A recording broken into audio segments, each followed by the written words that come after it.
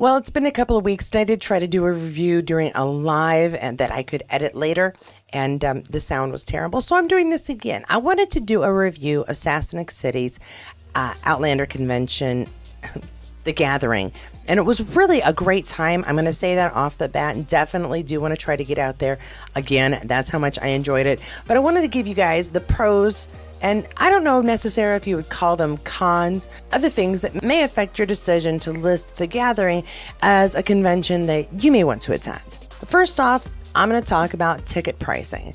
Now, ticket pricing does range to the, yeah, that's fair, to the, oh my goodness, I don't know if I can afford that and my house payment and car payments for the year. Now, I won't say the pricing is unfair, because it really is. Depending on what tier you purchase, you are guaranteed to get at least some photos that are autographed, at least some photo ops. You're also guaranteed to get a meal, entry to all panels, and the way it's organized, there's no way for you to miss a panel, which is more complicated and difficult to do at larger conventions. So the tier pricing is something you do want to take into account, but you also want to take into account that unlike many other conventions, you can pay for your ticket in payments. It will be broken down to, I believe it's 4 separate payments. So if a ticket that costs $800 is just something you cannot do right now, fair, but maybe 4 $200 payments is something you could fit into your budget. That's going to make all the difference in this convention. And those payment plans are included not just for the lower tiers, but for the higher tiers as well. And last year there were 4 tiers. To understand that's common, and it ranges from about $700 to just over around $3,000. And those prices are going to vary because it's very possible prices could change in the future, and I don't want to put them in a position where they're like, but it was only this much last year. It's called inflation, folks, and it does happen from time to time, especially with these conventions, because the money that they make is how they pay the guests who come and join us. Now, another thing that you should know about this convention is that they have a Facebook group. Not really uncommon, again, for most conventions, there's a Facebook group, but this one is only for people who have purchased a ticket and will be going. This gives you announcements as they come. It gives you the opportunity to purchase extra events, such as a meal or meet and greet with the actors. It's a really nice opportunity to sit with a small group and have a conversation with the actors. It's not something I got myself, because this last time my point was to try and get as much video and images for you guys, and hopefully I'm showing enough of them here. There are a couple of extra events that allow you to have a little time with the actors that not everybody at the convention will be able to experience. Another thing that I really like about this convention is the location. Now, as I'm saying this, I know the location is going to change next year, but because the person who puts it together is local, I have a great faith in our choice of moving it from one location to the other. I don't know if I should reveal the new location, but again, it should be equally as easy to get in and get around. And that was something that I really thought was nice about this, is that it was, because it's a small convention, there wasn't, I'm going to meet my 20,000 step goal in this one.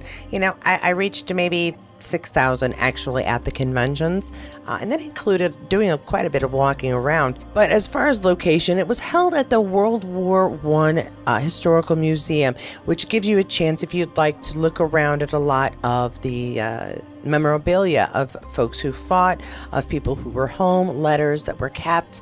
I did not take any images of this area, not because we weren't allowed to, but because it was also very close to where they were doing the photo ops, and I didn't want to be mistaken for somebody who was trying to sneak pictures of Charles dancing around being goofy. But it was really beautiful. We got lucky with the weather as well, and it was a nice space, just all together, inside and out.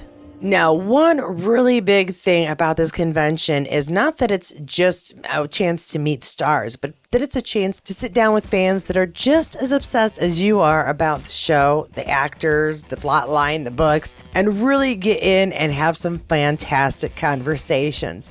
Not only that, but make some friends. In fact, I'm going to get back to you about some of those social aspects here in just a little bit, but I am going to move on to what it was like to try to get photo ops and autographs.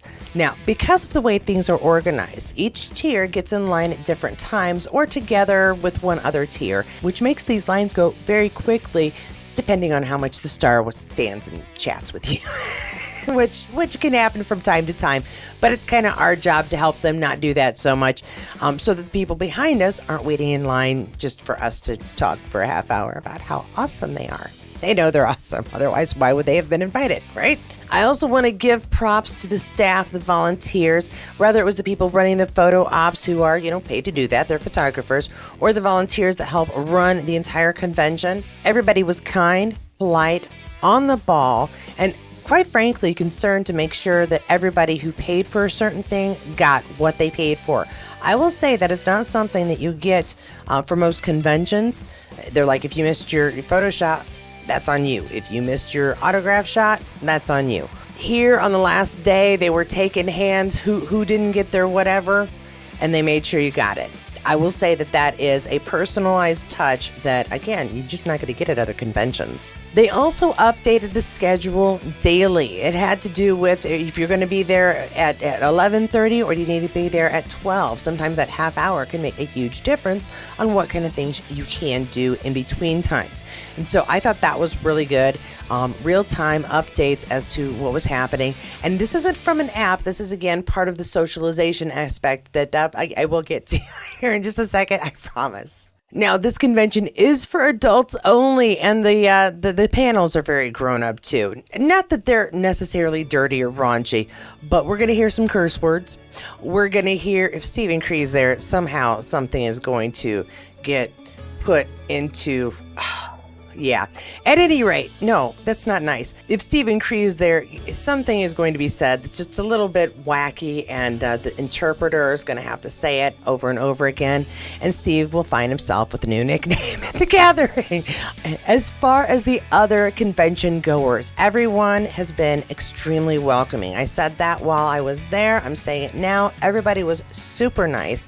I did not run into anybody who was rude or snotty. I have a fairly high tolerance for snotty, so maybe someone was snotty and I didn't notice, but I did make some good friends.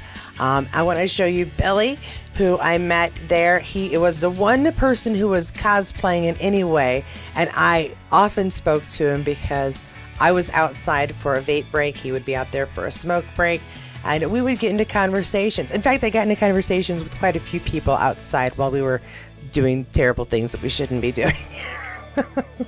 Mostly just smoking and vaping, but it was a really great chance to get to know people both inside and outside of the convention.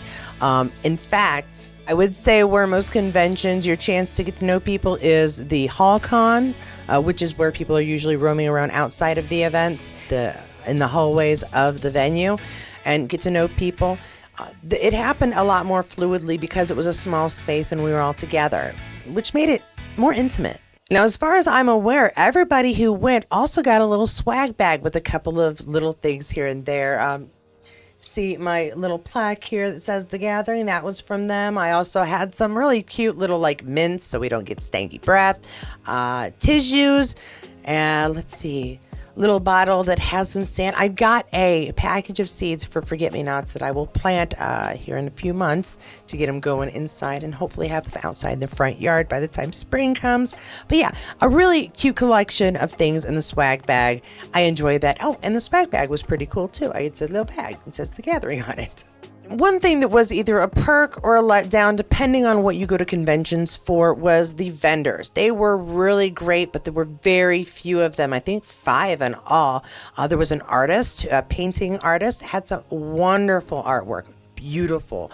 There were 2 different jewelers. One was wearing the bracelets that you have put on permanently and they're supposed to wear off. They were very pretty. I did not get one.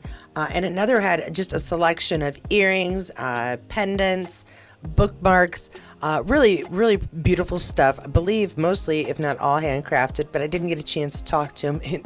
John Bell stopped the table and had a nice chat with him, though, and I didn't take a picture because every time I thought of taking a picture of the vendors, there was either a big crowd or there was a star looking at the vendors, and I was trying to not be intrusive on their time. So a very small collection of vendors. There was also somebody selling books.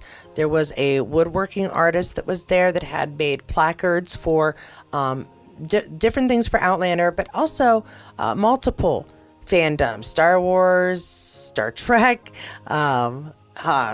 Harry Potter. I'm not going to name just a wide array of fandoms. If you like any television shows other than Outlander, you probably would have found a couple of things that you would have wanted to buy from them as well. And a T-shirt person. I got this great shirt that says Dr. Hunter in the design of Dr. Pepper. It's really fun. And another one that is the only purple one I found, but it happened to be about the twins and Lizzie, and it says let's hear it for the boys, and in a heart it had Lizzie and Kezzy and is the Joe or Josiah? I don't know if it said Joe or Josiah, but anyway, very cute shirt. I'll show them to you next time, sometime when I'm wearing them. I'll point them out. Anyway, but small vendor choices, but really good vendor choices. Saturday night, I want to tell you there was a really big get-together, basically an invite for everybody, all tiers, to get together and have fun. There was a cash bar. I had myself a couple of drinks.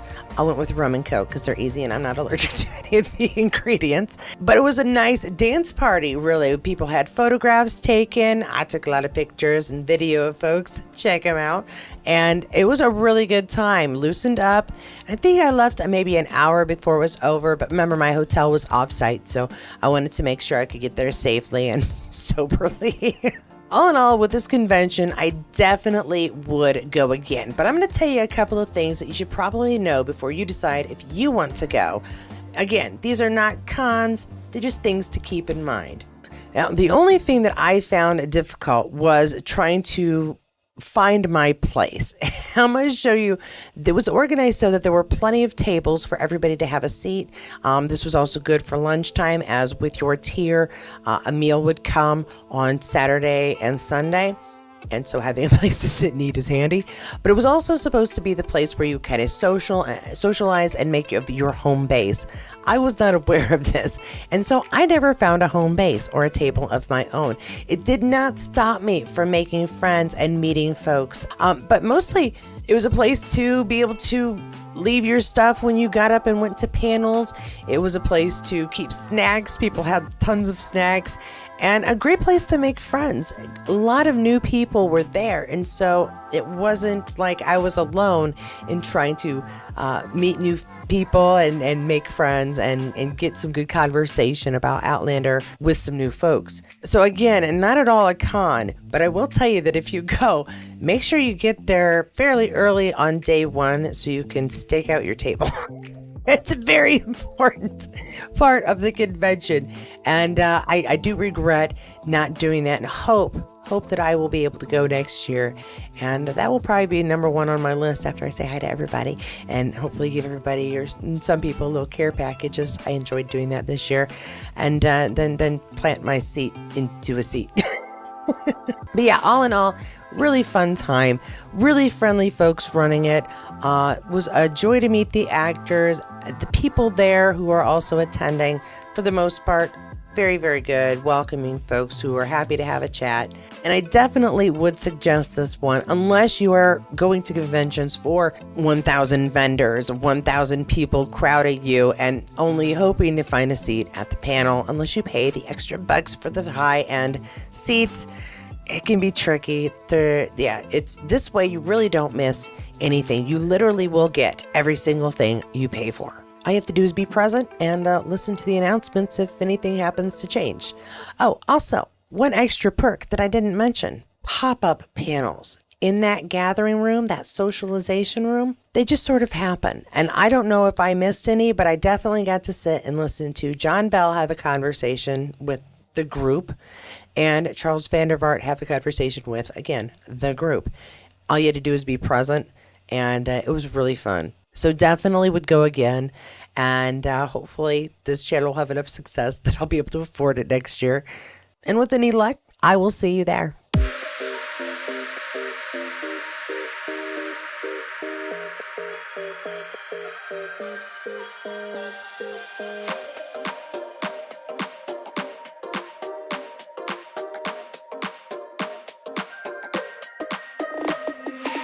Inside lane, missing exits, glued to the pavement. Between the lines, I'll keep my gaze straight ahead as the last stop flies by.